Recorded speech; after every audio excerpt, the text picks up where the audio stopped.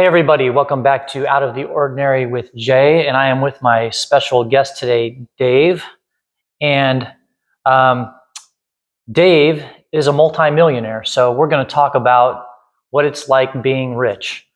Is it weird to be called a multimillionaire? And by the way, when I define multimillionaire for the sake of this video, I'm saying anything more than $1 million, anything 2 million or plus. So 2 million or more. Like, is it weird to hear that?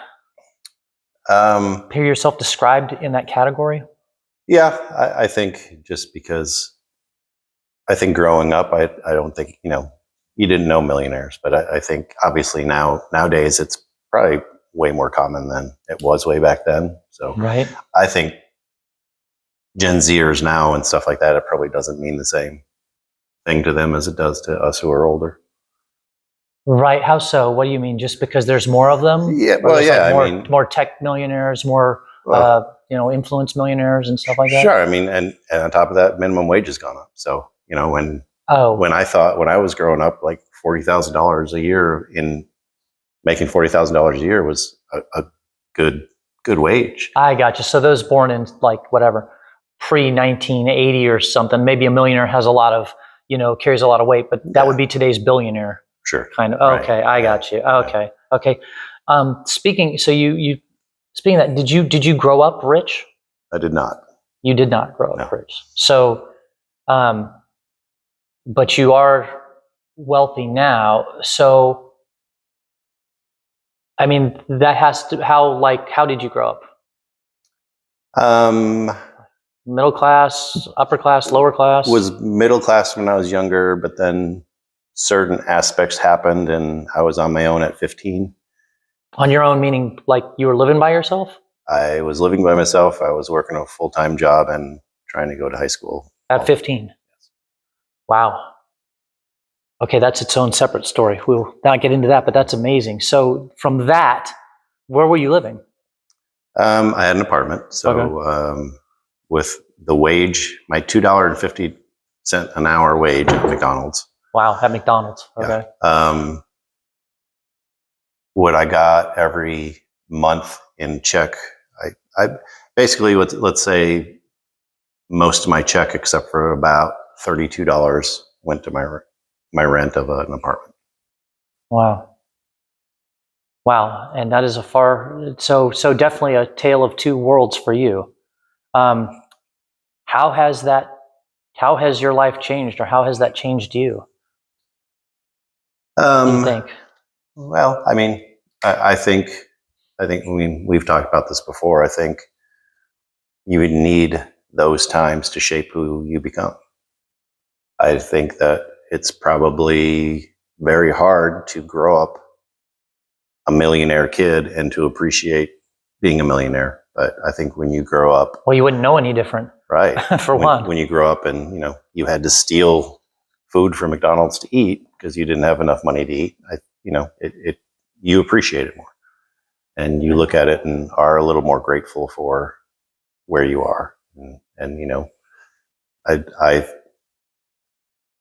I was grateful at some point just to be living paycheck to paycheck and be going, yeah, this is great. I can pay all my bills. Oh, wow. It's awesome. So I think when you go through that and get to this point, you are a little more apt to be appreciative for sure. Do you find that it's changed your perspective on money at all, or anything like that, or not so much? No. To be honest, I look at a lot of it as a video game where it's like, okay, well, you have some extra income. What should you do with it? Obviously, you save some and make sure that you're taken care of. But, some of it you're like, okay, well, what if I put it in crypto? Right. And understanding that, hey, you could lose all that. And, at that point, it's like, it's kind of a video game. It's like, what can I do? And would this make more money, or is this going to make less money? And I know during COVID, when, I wasn't allowed to travel for my job, I got into, day trading crypto. It was just a game. It was like, okay, how much can I do today? And And that game is not going great at the moment that we're making this video, it by isn't, the way. But, and even day trading crypto, I learned that, you really only have to win 1 time out of 10 to break even. So if you win 2 times out of 10, you're way ahead. But it's also very hard on the ego to lose that many times and want to keep doing it. So yeah, and my own little disclaimer that I'll throw in there is that nobody should invest or gamble with money they don't have. So he mentions he can do that because he's got discretionary income. So what do you think about the idea of that saying of more money, more problems? Is that a thing? In one sense, yes. In another sense, no. Describe those. In the sense that, you know what, if you have more money and you buy a house that has more square footage and more shiny objects to it and more things that a lot of people don't have, there's more things that are apt to break and go wrong. Right. So yeah, that's more problems, but it's not really a problem when you have the money to have someone come and fix it. So that's where I say, yeah, it's more problems, but you don't have the same problem you had before where, sometimes, some people is like, hey, if their fridge breaks and they don't have money to buy a new fridge, they have a problem. That's a big problem, right? As opposed to somebody that's got their big house and then a summer house and both fridges break, but they could easily afford to replace them both. Sure. Right. So it's still a problem, but it's like, put it in, context or whatever. Right. Now that you have, they probably have already kind of answered this, but now that you have money, you're not, super broke living on your own at McDonald's like you were when you were a kid. And now you're, a multimillionaire and well off. Like, do you worry less or more, do you find, about just everything? I definitely worry less. You worry less? I mean, okay. But, that's, I think I was going to do that anyway. I mean, when you're 15 and you want to make sure that, hey, am I going to be able to pay rent, and at that point, going to public schools, you didn't really pay for anything, I think, like you do now. So it was a little lucky. Right. But, on the other hand, I didn't have a car, so I had to walk wherever I went. And, so yeah, I think I worry a lot less because, it's frustrating when things break and you got to throw money at it, but you have the money to do that where you didn't before. Yeah, it's a different kind of problem and a better problem. Yeah. So it's so do you worry about anything? Everybody worries about something, of course. Well, I mean, is there so money doesn't make all the worry go away? Nah, absolutely not. I don't think. I mean, I knew you. I've known you before I was a multimillionaire, and now, and I don't. Tell me if I'm wrong. I don't think that I've changed, and I think I still worry about the same things, and I don't think that goes away. Right. So, has it? So, I don't want to answer this, but would you feel that it's changed you? Like, do you feel you've been changed or not so? I don't think so. No? No. What is the best part about having money? Yeah, I guess to me, and I won't say this because, it doesn't necessarily have to be a millionaire idea, but I think when you get to a point in your life where you're not living paycheck to paycheck and you, I remember, and this was probably only 10 years ago, I remember looking at my bank account and being so proud because knowing that, oh, hey, if I got fired today, I have 4 months worth of money in here that I can pay my mortgage. Yeah. Right. Yeah. And so it's like, I think past that point in my life, it isn't really. You're mirroring a statement made by Bill Gates. Then I'm going to paraphrase it and get it a little bit wrong, but he says, there is a certain amount of freedom and well-being that comes with having, a certain amount of money, call it $1 million or $10 million. But then he goes, but then I have to tell you after that, it's pretty much the same cheeseburger. Yeah. I would agree. So he basically says there's a little bit of this. It's good to a point, and then after that, really, there's you can only buy so much or do so much. Right. Yeah. Is there a worst part? Is there a downside to having money? Yeah.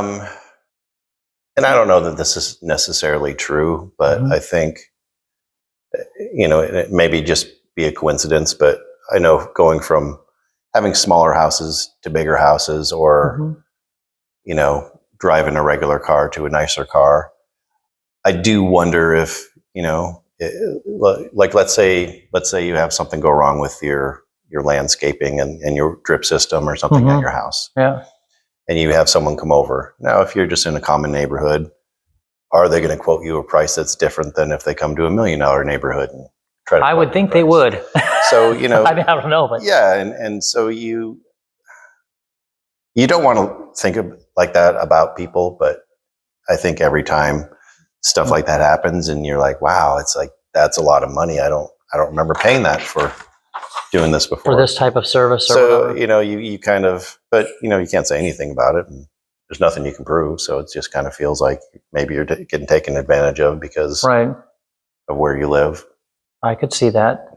Do you worry about things like something very serious, like you're going to have to be paying for all your friends' lunches from here on out, or not so serious, like like you'd have a target on your back for like a lawsuit? You know what I mean? Do you ever worry about those things? The first part, I think that's a privilege that I hope I can always pay for my friends' meals for the rest of my life. I have no problem with that, and I hope that that always continues. But yeah, I would think, if an everyday person understands that you have this much money, there's obviously more of a probability they're going to come after you. Right. I mean, I'm sure when I was 15, no one was coming after me for my $32 I had left for my paycheck.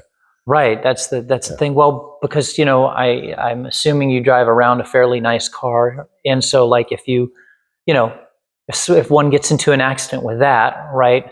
It's a little bit different idea that might go through a person's Sure, head, sure. that type of thing. Mhm. Um, so what is it like having or living in like a mansion? What is that like? It's no different than living in a regular house. It's How so?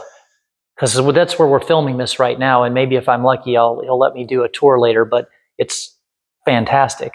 you get used to everything, and I remember the first time I got an apartment that was over 1,000 square feet, thinking, "Wow, this is amazingly huge." Right.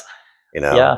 and then you move up, and then you have a house that's 2,000 square feet, and you're like, "Wow, this is amazingly huge." But it's only big until you get used to it. So moved into this house 3 months ago. It already seems not that big to me. Well, it seems huge to me. And I mean, and that's it just seems it. like a castle. You So, get used to it, and you're I, just like, okay, well, it's okay. just a house. So, is there anything else that you like want, like possessions wise, like to buy or to do, like now that you can basically do whatever you want? Not possession wise, but um, getting close to retirement now, and I've always known that I can't. Especially COVID taught me this as well. Is like I'm not going to be able to just sit around and not do something during retirement.